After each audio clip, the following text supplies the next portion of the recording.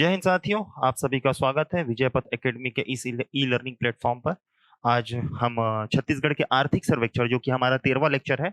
आज का जो हमारा टॉपिक है आर्थिक सर्वेक्षण 2024-25, इससे संबंधित जो महत्वपूर्ण प्रश्न हो सकते हैं, जो कि आपके 27 तारीख और 3 तारीख को होने वाले एग्जाम्स में बहुत ही उपयोगी होंगे, उस पर आज हम चर्चा करेंगे। तो चर्चा के साथ आपको बता देते हैं कि ये सेशन हमारा अब समाप्त होने वाला है। कल हमारा आखिरी सेशन रहेगा, जिसमें मैं छत्तीसगढ़ के लगभग 100 के आसपास जो है करंट अफेयर आपके लिए लेके आऊंगा विद डिटेल्स। तो एक बार जरूर इसको देख के जाइएगा, इस करंट अफेयर के वीडियो को, साथ में आज का आर्थिक सर्वेक्षण वीडियो को भी एक बार जरूर देखिएगा, जिससे कि आने वाले एग्जाम से अगर एक दो क्वेश्चंस आते हैं तो वो आपसे बने।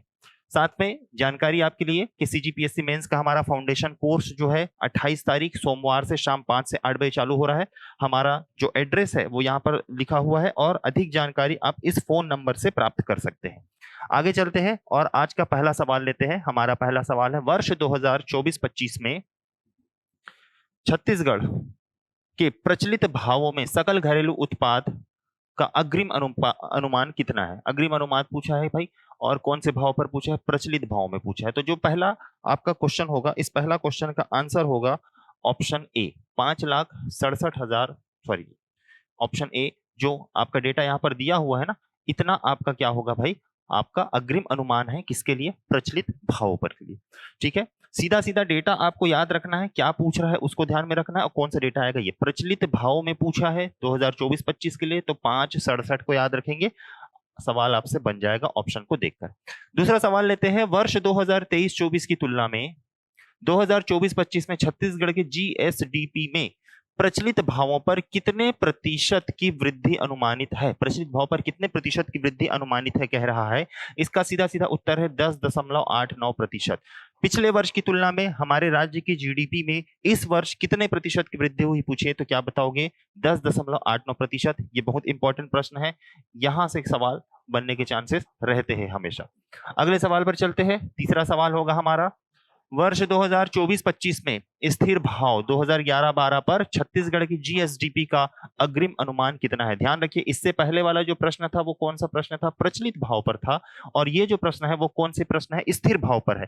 स्थिर भाव हमारा आधार वर्ष है 2011-12, यहीं से हम मानते हैं। तो इसका जो उत्तर आपका हो जाएगा तीसरे क्वेश्चन का 329, ये आपको दिख रहा है, ये आपका आंसर हो जाएगा। स्थिर भाव पर हमारा जीएसडीपी का अग्रिम अनुमान कितना है? 329 लाख रुपए। ठीक, आगे चलते हैं, अगले सवाल पर चलते हैं। अगला सवाल है, वर्ष 2024-25 में छत्तीसगढ़ में स्थिर भाव पर सेवा क्षेत्र की अनुमानित वृद्धि दर क्या है? सेवा क्षेत्र की अनुमानित वृद्धि दर पूछा है भाई, आपको बताना है कि इसकी अनुमानित वृद्धि दर क्या है। तो चौथे नंबर, ये तीसरा नंबर सवाल है या चौथा नंबर सवाल है? तीसरा, दूसरा, ये चौथा नंबर सवाल होगा। अच्छा, ये रिपीट हो चुका है। चलिए इसका सीधा सीधा आंसर देख लेते हैं कि 2024-25 में स्थिर भाव पर किसका पूछा है भाई? सेवा क्षेत्र का पूछा है। सेवा क्षेत्र का अनुमानित वृद्धि दर क्या है? तो सेवा क्षेत्र का अनुमानित वृद्धि दर होगा आपका 8.54%। ये आपका आंसर हो जाएगा। यहां पर थोड़ा सा मैं जानकारी आपको दे देता हूं कि इनका जो वृद्धि दर है और साथ में इनका जीडीपी में योगदान कितना है। अगर आप 2024-25 की बात करते हैं, ठीक है, 2024-25, सबसे पहले आप याद रखिएगा अर्थव्यवस्था के प्रमुख क्षेत्र। 3 क्षेत्र होते हैं भाई, एक होता है प्राथमिक क्षेत्र, एक होता है द्वितीयक क्षेत्र, और एक होता है आपका तृतीयक क्षेत्र, प्राइमरी, सेकेंडरी, टर्शियरी। प्राथमिक क्षेत्र में सारी प्राकृतिक चीजें आती है, जैसे कि आपका इसके अंतर्गत क्या आ जाएगा? कृषि आ जाएगा। कृषि में आपका क्या आता है? फसल आता है। साथ में आपका क्या आता है? वानिकी आता है। और क्या आता है? पशुधन आता है। पशुधन, और क्या आएगा आपका? मत्स्य पालन आएगा। और एक चीज याद रखिएगा, खनन तथा उत्खनन। क्या आएगा? खनन तथा उत्खनन, इसको शामिल करते हैं प्राथमिक क्षेत्र में। द्वितीय क्षेत्र की अगर हम बात करें, इसमें आपका द्वितीय क्षेत्र को विशेषकर उद्योग क्षेत्र भी कहते हैं, समझ लो। इसके साथ में आपका विनिर्माण आ जाएगा, निर्माण आ जाएगा, विद्युत आएगा, गैस आएगा, और जल आपूर्ति। ये सभी के सभी आपके द्वितीय क्षेत्र में आते हैं। तृतीय क्षेत्र में अगर आप देखोगे, सेवा क्षेत्र कहलाता है तृतीय क्षेत्र। सेवा क्षेत्र, इसके अंतर्गत आपका हॉस्पिटैलिटी आ जाएगा, ठीक है, स्वास्थ्य सेवाएं, होटल मैनेजमेंट, होटल एवं जलपान गृह कहते हैं, भंडारण हो गया। अगला सवाल है, चौथे नंबर का सवाल है हमारा कि वर्ष 2024-25 में छत्तीसगढ़ में स्थिर भाव पर सेवा क्षेत्र की अनुमानित वृद्धि बताना है। कौन से क्षेत्र का पूछा है भाई? सेवा क्षेत्र। अब यहाँ पर सेवा क्षेत्र क्या होता है, थोड़ा सा पहले मैं आपको बता देता हूँ कि जो आपका जीएसडीपी बनता है, जीएसडीपी यानी कि ग्रॉस स्टेट डोमेस्टिक प्रोडक्ट, ये तीन क्षेत्रों से मिलकर बनता है। एक होता है प्राइमरी सेक्टर, प्राथमिक क्षेत्र, एक होता है सेकेंडरी सेक्टर, द्वितीय क्षेत्र, और एक होता है टर्शियरी सेक्टर, तृतीय क्षेत्र। प्राथमिक जो क्षेत्र होता है वो जनरली प्राकृतिक चीजों पर आधारित होता है, जैसे कि इसके अंतर्गत कृषि आएगा। कृषि में क्या आएगा? फसल आएगा। फसल के साथ में आपका वानिकी भी आता है। वानिकी के अलावा आपका पशुधन भी आएगा। आप जितने भी चीजें प्राकृतिक रूप से प्राप्त करते हैं ना, वो सबके सब प्राथमिक क्षेत्र में आता है। इसमें सबसे इंपॉर्टेंट है आपका खनन उत्खनन आएगा। खनन उत्खनन इसको शामिल किया जाता है किसमें? प्राथमिक क्षेत्र में। दूसरा है द्वितीय क्षेत्र। द्वितीय क्षेत्र को हम उद्योग क्षेत्र के नाम से जानते हैं, विशेषकर उद्योग क्षेत्र। इसमें आपका विनिर्माण आएगा, विनिर्माण, निर्माण आएगा, विद्युत आएगा, गैस आएगा, जलापूर्ति आएगा। ये सब के सब आपके किस में आएंगे? द्वितीय क्षेत्र में आएंगे। तृतीय क्षेत्र को हम सेवा क्षेत्र के नाम से जानते हैं। टर्शरी सेक्टर जो है सर्विस सेक्टर के रूप में जाना जाता है। इसमें आपका होटल मैनेजमेंट व जलपान गृह, ये सारी मतलब जितनी भी सेवाएं होती है ना, जैसे कि स्वास्थ्य सेवाएं हो गया, हॉस्पिटैलिटी, स्वास्थ्य, इसके अलावा ट्रांसपोर्टिंग, परिवहन, ये सभी सभी क्या है? आपकी सेवाएं हैं। स्टोरेज यानी कि भंडार गृह, ये सब के सब आपकी क्या है? सेवा क्षेत्र। इन सबको मिलाकर क्या आएगा भाई? जीएसडीपी। अब आपसे पूछा सेवा क्षेत्र, मतलब इस पूरे सेक्टर का वर्ष 2024-25 में राज्य की जीडीपी में योगदान कितना प्रतिशत है? इसका उत्तर है आपका 8.54%। ध्यान रखिएगा। अब मैं आपको शॉर्ट में यहां पर मैं बता देता हूं कि कौन कौन से क्षेत्र का क्या क्या प्रतिशत है, जिसको आप अच्छे तरीके से पढ़ लीजिएगा। अगर हम प्राथमिक क्षेत्र की बात करें, मैं स्पेशली मैं कृषि क्षेत्र लेके चलता हूं। कृषि क्षेत्र की बात करते हैं, फिर हम किसकी बात करते हैं? उद्योग क्षेत्र की बात करते हैं, और हम बात करते हैं किसकी? सेवा क्षेत्र की बात करते हैं। तो अगर मैं कृषि क्षेत्र की बात करूं, तो जो हमारा जीएसडीपी में योगदान है, यहां पर मैं क्या बता रहा हूं? योगदान। राज्य की जीएसडीपी में कितना योगदान देता है, तो इसको याद रखिएगा, 16.80%। ये चल रहा है किसका? स्थिर भाव पर। दो प्रकार के डेटा आपको देखने को मिलेंगे, एक स्थिर भाव पर मिलेगा, एक प्रचलित भाव पर। मैं आपको स्थिर भाव का बता रहा हूं, और यहां पर भी स्थिर भाव में ही पूछा हुआ है। योगदान हो गया। दूसरा वृद्धि, यानी कि पिछले वर्ष की तुलना में, और ये कौन से वर्ष का है भाई? 2024-25 का डेटा मैं बता रहा हूं, ध्यान से इसको पढ़ लीजिएगा। पिछले वर्ष की तुलना में कितने प्रतिशत की वृद्धि हुई है? 5.38% की इसमें क्या हुई है? वृद्धि हुई है। अगर हम उद्योग क्षेत्र की बात करें, तो उद्योग क्षेत्र का हमारी जीडीपी में योगदान कितना है? 47-90%, जो कि वृद्धि कितना दर्शा रहा है पिछले वर्ष की तुलना में? 6.92% की वृद्धि है। सेवा क्षेत्र की बात करें तो हमारे राज्य की जीडीपी में इसका योगदान कितना है? 35.30%। 35.30%, और वृद्धि कितना दर्शा रहा है? 8.54% की वृद्धि ये दर्शा रहा है। क्लियर है? चले, इसी के साथ में थोड़ा सा और जानकारी आपको मैं बता देता हूं। अगर हम कृषि क्षेत्र की बात कर ही रहे हैं, तो वर्ष 2011-12 में कृषि क्षेत्र में जो योगदान था, योगदान 2011-12 में वो कितना था? 18.10% था। साथ में 2024-25 का तो बता ही दिया मैं, ठीक है। औसत वृद्धि याद रखिएगा, यानी कि 2011-12 से लेकर 2024-25 तक कृषि क्षेत्र में औसत वृद्धि कितनी अनुमानित है? 5.39% अनुमानित है, ये ध्यान रखेंगे। उद्योग क्षेत्र की अगर बात करें, तो उद्योग क्षेत्र में औसत वृद्धि कितनी है पूछे तो आप बताएंगे 5.97% क्या है? औसत वृद्धि दर्ज की गई है। वहीं अगर सेवा क्षेत्र की औसत वृद्धि की बात करें, सेवा क्षेत्र में औसत वृद्धि ये कितनी है? तो 6% जो है औसत वृद्धि दर्ज की गई है। इतने सारे डेटास है, आपको याद रखने अच्छे तरीके से। अगर आपने आर्थिक सर्वेक्षण पहले कभी नहीं पढ़ा है, तो आपको ये याद रखना है कि कृषि क्षेत्र में योगदान पूछे तो 16-80% स्थिर भाव पर, वृद्धि पूछे तो 5-38%, 2011-12 में कितना था? तो 18-10%, औसत वृद्धि पूछे तो इतना। सेम यही चीज आपको उद्योग और सेवा में भी लेकर चलना है। तो डेटास है, लिख लीजिएगा, बुक होंगे, बुक से पढ़ लीजिएगा, रिवीजन कर लीजिएगा। अगले सवाल पर चलते हैं। अखिल भारत के लिए वर्ष 2024-25 में स्थिर भाव पर सकल घरेलू उत्पाद यानी कि जीएसडीपी में, जीडीपी में, भारत की जीडीपी में कितने प्रतिशत की वृद्धि अनुमानित है? ये बोला अखिल भारत स्तर पर पूछा। सवाल को ध्यान से पढ़िएगा। कौन से स्तर पूछा? अखिल भारत स्तर पर 2024-25 के लिए स्थिर भाव पर सकल घरेलू उत्पाद यानी कि जीडीपी में कितने प्रतिशत की वृद्धि अनुमानित है अखिल भारत स्तर पर? 5वां नंबर का सवाल है, इसका जो आंसर हो जाएगा 6.4%। भारत के संदर्भ में अगर पूछे तो आप क्या बताओगे? 6.4% आपका वृद्धि अनुमानित है। अगले सवाल पर चलते हैं। 6वां नंबर का सवाल है, वर्ष 2024-25 में छत्तीसगढ़ में उद्योग क्षेत्र का सकल घरेलू उत्पाद में योगदान कितना है? अभी बताया मैंने उद्योग क्षेत्र का योगदान कितना है भाई? 47.90%। ये आपका सही आंसर हो जाएगा। अगला सवाल है कि वर्ष 2024-25 में छत्तीसगढ़ में प्रति व्यक्ति आय, बहुत इंपॉर्टेंट सवाल है, इसको याद रखेंगे, बार बार पूछता है ये, प्रति व्यक्ति आय और हमेशा प्रचलित भाव पर रहता है, कितनी अनुमानित है? तो किसके संदर्भ में पूछ रहे हैं? छत्तीसगढ़ के संदर्भ में। याद रखेंगे 1,62,870 रुपए जो है प्रति व्यक्ति आय अनुमानित है हमारे छत्तीसगढ़ में 2024-25 के लिए। अगले सवाल पर चलते हैं। अगला सवाल है, अखिल भारत के लिए वर्ष 2024-25 में प्रति व्यक्ति आय प्रचलित भाव में कितनी अनुमानित है? यहां पर किसके लिए पूछा है भाई? अखिल भारत स्तर पर पूछा है। तो अखिल भारत स्तर के लिए जो प्रति व्यक्ति आय है वो कितनी है? तो आप बताएंगे 2,162 रुपए। ये आपका आंसर हो जाएगा। ये अखिल भारत स्तर पर, और 1,62,000 ये छत्तीसगढ़ के स्तर पर पूछा गया है। ठीक है, चले अगले सवाल पर चलते हैं भाई। अगला सवाल है हमारा, छत्तीसगढ़ में सार्वजनिक वितरण प्रणाली के तहत अक्टूबर 2024 तक कुल कितनी उचित मूल्य दुकानें संचालित हो रही है? 11,994, 13,879, 18,85 या 10,000? इसका आंसर हो जाएगा 13,879। इतनी दुकानें जो है वो संचालित हो रही है। क्लियर है? अगले सवाल पर चलते हैं। अगला सवाल है हमारा, वर्ष 2024-25 में धान का समर्थन मूल्य प्रति क्विंटल कितना घोषित किया गया था? 2024-25 का पूछ रहा है, आप 25-26 का आ गया होगा तो उसको देख लीजिएगा। इसका आंसर हो जाएगा 2300। वो भी किसका पूछा? सामान्य धान। अगर ग्रेड ए बोल देता, क्या बोल देता? ग्रेड ए, तो ग्रेड ए का हो जाएगा 2320। 20 रुपए आपको वृद्धि कर देनी है। क्लियर? अगले सवाल पर चलते हैं भाई। डेटाज है, वन लाइनर टाइप से क्वेश्चन में बनते हैं, और कभी कभी क्या होता है कि 3-4 क्वेश्चन को मिलाकर एक क्वेश्चन बना दिया जाता है, तो आपको बड़ा लगने लग जाता है।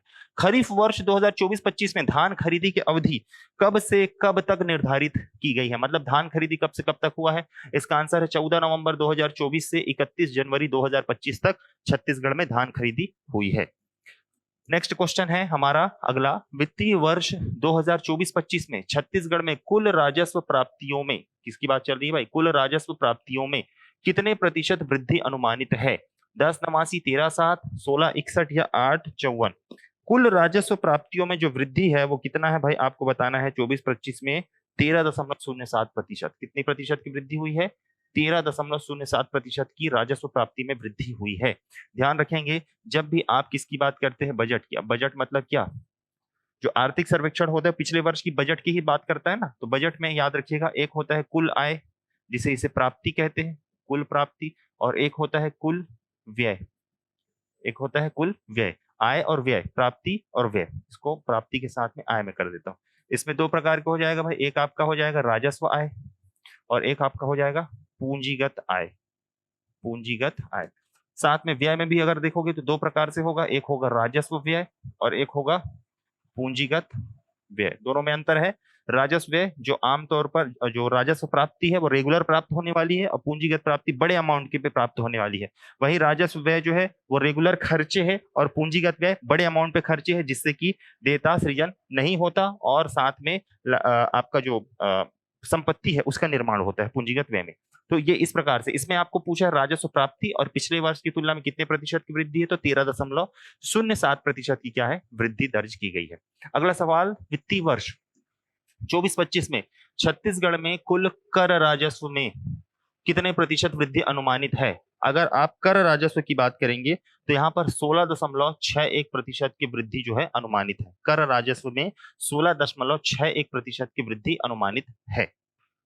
16.61% अनुमानित है। यहाँ पर ऑप्शन बी आपका आंसर हो जाएगा। हमने थोड़ी देर पहले क्या देखा था?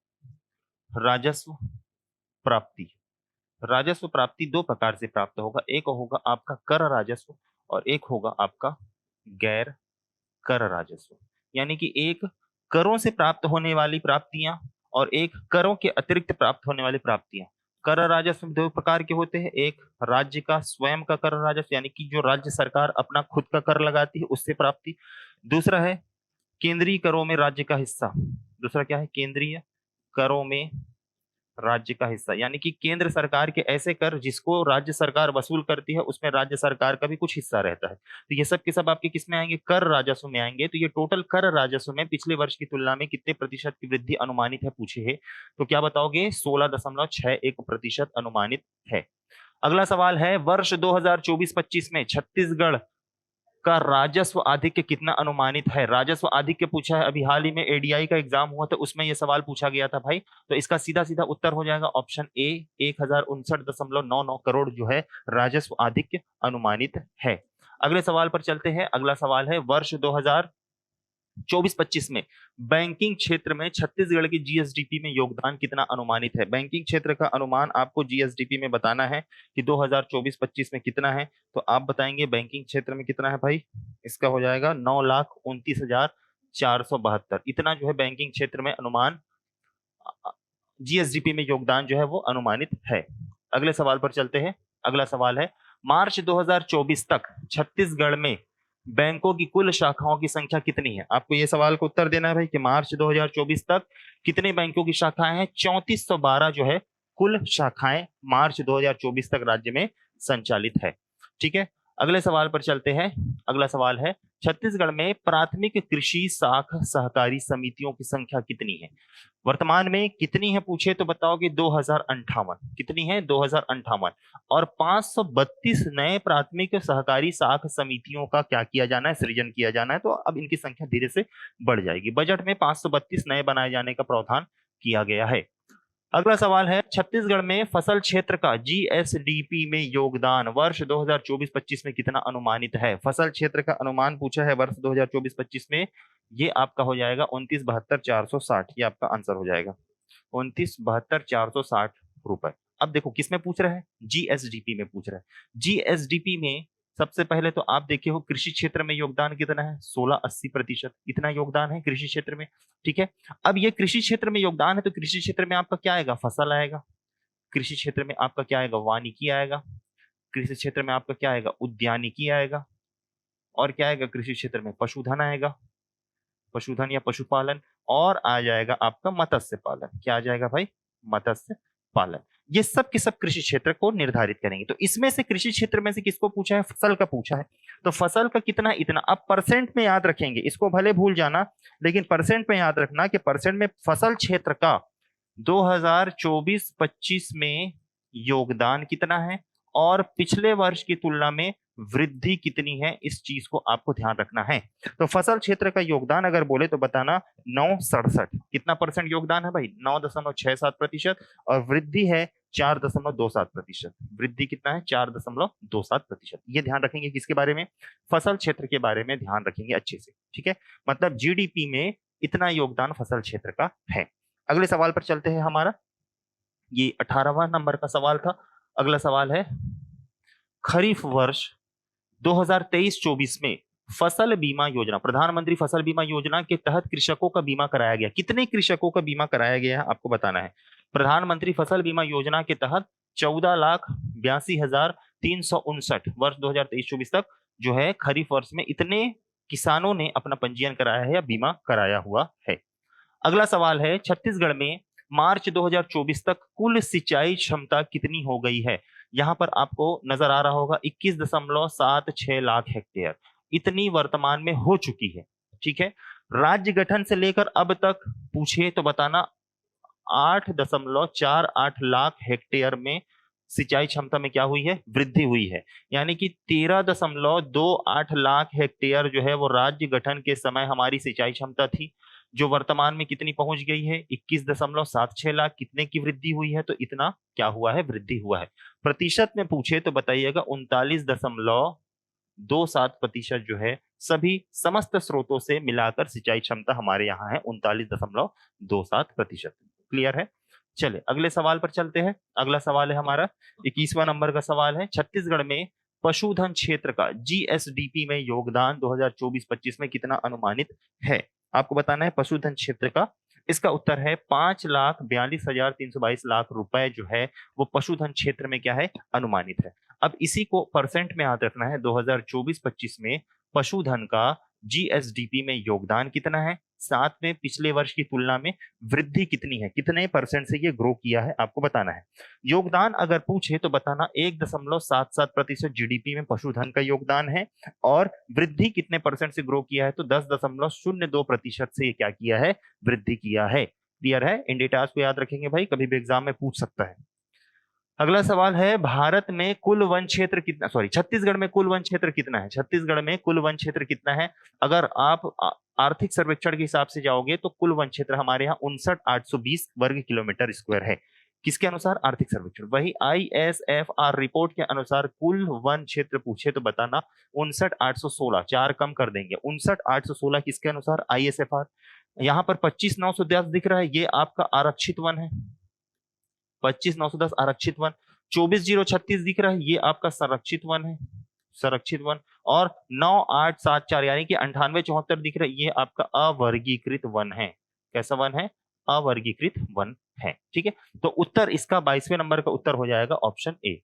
अगले सवाल पर चलते हैं। वर्ष 2024-25 में वानिकी क्षेत्र का जीएसडीपी में योगदान कितना अनुमानित है?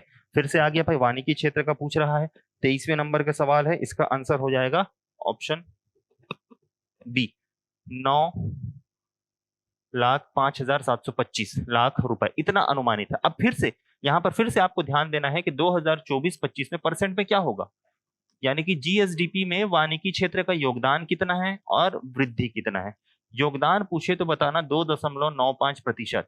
राज्य की कुल जीडीपी में वानिकी क्षेत्र का योगदान 2.95% है, जबकि वृद्धि कितना है? 3.96%। 3.96% क्या है आपका? वृद्धि है। 3.96% से क्या करेगा? ग्रो कर रहा है। ठीक है, उत्तर इसका हो जाएगा बी।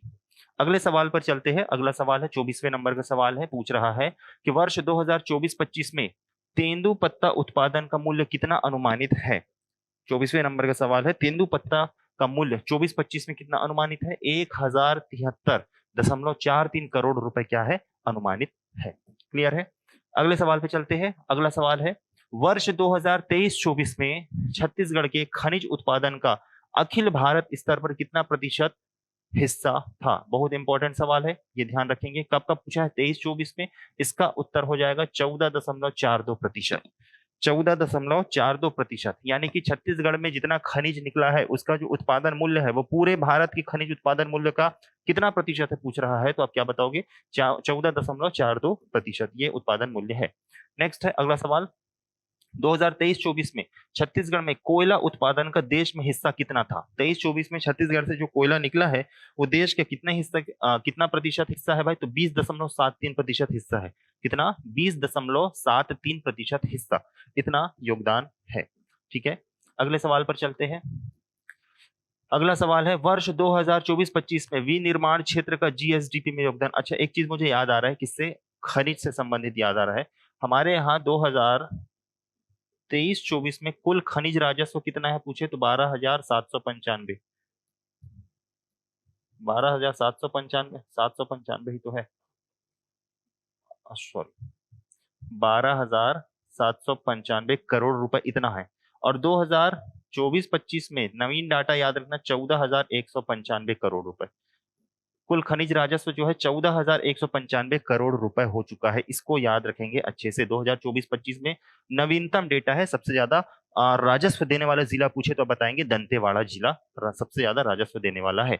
चलिए इस सवाल पर आते हैं। 2024-25 में विनिर्माण क्षेत्र का जीएसडीपी में योगदान कितना है पूछा है। विनिर्माण क्षेत्र का योगदान है 5571, यहाँ पर दिख रहा है 5571,396 लाख रुपए। अब ये तो दिया है राशि, हमको याद करना है 2024-25 में परसेंट में क्या है भाई? योगदान। ये किसका पूछ रहा है? योगदान का। और किसका पूछ रहा है? वृद्धि का। योगदान और वृद्धि, तो आप यहां पर ध्यान दीजिएगा कि जो विनिर्माण क्षेत्र है उसका योगदान कितना? 18-13। कितना है? 18-13। और वृद्धि कितना है? विनिर्माण क्षेत्र की वृद्धि 6.12% है। 6.12% वर्ष 2023-24 की बात चल रही है। कब की बात चल रही है? वर्ष 2023-24 की बात चल रही है। ठीक, चले अगले सवाल पर चलते हैं। अगला सवाल है हमारा 28वें नंबर का सवाल है। वर्ष 2023-24 में छत्तीसगढ़ में कितने बुनकर रोजगार में संलग्न हैं? कितने बुनकर जो है रोजगार में संलग्न है 2023-24 में? आपका इसका आंसर बताना है 60,300। क्या है आंसर इसका भाई? 60,300। ये इसका क्या हो जाएगा? आंसर हो जाएगा। नेक्स्ट है, अगला सवाल है, वर्ष 2024-25 में नैसर्गिक कोसा उत्पादन का लक्ष्य कितना है? कृत्रिम नैसर्गिक कोसा उत्पादन का लक्ष्य कितना रखा गया है? सीधा सीधा इसका आंसर हो जाएगा 717.97 लाख नग। इतना इसका आंसर हो जाएगा। अगले सवाल पे चलते हैं। अगला सवाल हमारा, छत्तीसगढ़ में विद्युत क्षेत्र की जीएसडीपी में भागीदारी वर्ष 2024-25 में कितनी अनुमानित है? विद्युत क्षेत्र की भागीदारी वर्ष 2024-25 में कितनी अनुमानित है? इसका आंसर आ जाएगा 33,00,116। ये आपका आंसर हो जाएगा, ऑप्शन ए। ठीक है, अब इसको फिर से आपको याद रखना है किसमें? परसेंट में। ज्यादा इंपॉर्टेंट आपका क्या है? परसेंट वाला है भाई। तो 2024-25 में याद रखना, जो विद्युत, गैस एवं जलापूर्ति का राज्य की जीडीपी में योगदान कितना है, दूसरा कितने प्रतिशत से पिछले वर्ष की तुलना में वो ग्रोथ किया है। तो 10.74% इसका योगदान है और वृद्धि है 9.52%। इतना इसका क्या है? वृद्धि है। क्लियर है? तो ये अगर राशि पूछे तो बताइएगा ये, और अगर परसेंट में पूछे तो ये आपका क्या हो जाएगा? आंसर हो जाएगा। अगले सवाल पे चलते हैं। छत्तीसगढ़ की स्वयं विद्युत उत्पादन क्षमता 30 सितंबर 2024 तक कितनी है? राज्य की स्वयं की विद्युत उत्पादन क्षमता 30 सितंबर 2024 तक कितनी है पूछे तो आप बताओगे कितना है भाई? 2978.70 मेगावाट। इतनी हमारी क्या है भाई? विद्युत उत्पादन क्षमता है। यहाँ पर 2840 दिख रहा है, ये आपका हमारा राज्य का तापीय विद्युत क्षमता है उत्पादन, और 138.7 जो है वो जलीय विद्युत उत्पादन क्षमता है। टोटल कितना है? 2978.7 मेगावाट टोटल है। अगले सवाल पे चलते हैं। वर्ष 2023-24 में मनरेगा के तहत कितने परिवारों को 100 दिवस का रोजगार प्रदान किया गया है? 32वें नंबर का सवाल है, इसका आंसर आ जाएगा वर्ष 2023-24 में मनरेगा के तहत कितने परिवारों को 100 दिवस का रोजगार प्रदान किया गया है? 343,122। इतना इतने इतने परिवारों को क्या किया गया है भाई? रोजगार प्रदान किया गया है, मतलब 100 दिवस का रोजगार प्रदान किया गया। अगला सवाल है, मनरेगा के तहत वर्ष 2024-25 यानी कि सितंबर तक कितने मानव दिवस कार्य सृजित किए गए हैं? आपको बताना है कितने मानव दिवस कार्य सृजित किए गए हैं। तो मानव दिवस कार्य सृजित किए गए हैं तो 811.18 लाख। कब की बात चल रही है? 2024-25 की बात चल रही है। 811.18 लाख मानव दिवस कार्य जो है सृजित किए जा चुके हैं। सत्र 2022-23 में छत्तीसगढ़ में प्राथमिक विद्यालयों की सकल नामांकन दर कितनी थी? वर्ष 2022-23 का यहाँ पर दिया हुआ है, प्राथमिक विद्यालयों में सकल नामांकन दर कितनी थी? तो लास्ट डेटा हमारे पास यही है, तो इसको याद रखिएगा 89.95%। ऑप्शन ए 89.95% जो है हमारे पास क्या है? सकल नामांकन दर रही है किसमें? प्राथमिक विद्यालयों में। ठीक है, अगले सवाल पे चलते हैं। SRS बुलेटिन 2018 से 20 के अनुसार छत्तीसगढ़ में मात्र मृत्यु अनुपात या मात्र मृत्यु दर कितना है पूछे तो आप बताओगे 137 प्रति लाख, यानी कि 137 प्रति लाख जीवित जन्म बच्चों पर आपका मात्र मृत्यु दर या मात्र मृत्यु अनुपात आपको यहाँ पे बताना है। ठीक है, अगले सवाल पे चलते हैं। अगला जो हमारा सवाल है वो है, सिविल सेवा प्रोत्साहन योजना के तहत कितनी राशि प्रदान की जा रही है? सिविल सेवा प्रोत्साहन योजना के तहत 1 लाख रुपए की राशि प्रदान की जा रही है। अब इसके तहत क्या होता है? सिविल सेवा प्रोत्साहन योजना क्या है भाई? कि जो भी यूपीएससी संघ लोक सेवा आयोग यूपीएससी का मेंस अगर पास करते हैं, इंटरव्यू दिलाते हैं, तो उनको राज्य सरकार के द्वारा 1 लाख रुपए की प्रोत्साहन राशि क्या है? दी जाएगी। अगला है, प्रधानमंत्री जन विकास कार्यक्रम पीएमजेवीके को छत्तीसगढ़ के किस जिले में लागू किया गया है? इंपॉर्टेंट है, याद रखेंगे इसको कि प्रधानमंत्री जन विकास कार्यक्रम जो है किस जिले में लागू किया गया है? ध्यान रखेंगे जशपुर। कौन सा जिला है भाई? जशपुर जिला है। क्लियर है? अगले सवाल पर चलते हैं। अगला सवाल है, the best tourism village competition 2024 में छत्तीसगढ़ के किन गांवों का चयन हुआ है?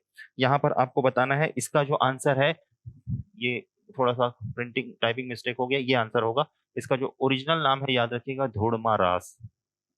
धोड़मा रास ये कहाँ है आपका? बस्तर में। चित्रकूट तीरथगढ़ जलप्रपात के पास में ही है और ये कांगेर घाटी राष्ट्रीय उद्यान के अंतर्गत शामिल है। तो इनको जो है बेस्ट टूरिज्म विलेज कंपटीशन में अवार्ड मिला हुआ है। अगला सवाल है SDG sustainable development goal India index का विकास किसके द्वारा किया गया है? एसडीजी इंडिया इंडेक्स का विकास किसके द्वारा किया गया है? तो आपको बताना है भाई किसके द्वारा किया गया है। ये किया गया है नीति आयोग के द्वारा। किसके द्वारा? नीति आयोग के द्वारा इसका विकास किया गया है। चले अगले सवाल पे चलते हैं। छत्तीसगढ़ का एसडीजी विजन 2030 रिपोर्ट में क्या शामिल है? आपको बताना है कि छत्तीसगढ़ का जो एसडीजी रिपोर्ट है उसमें क्या क्या शामिल है। एसडीजी छत्तीसगढ़ का एसडीजी रिपोर्ट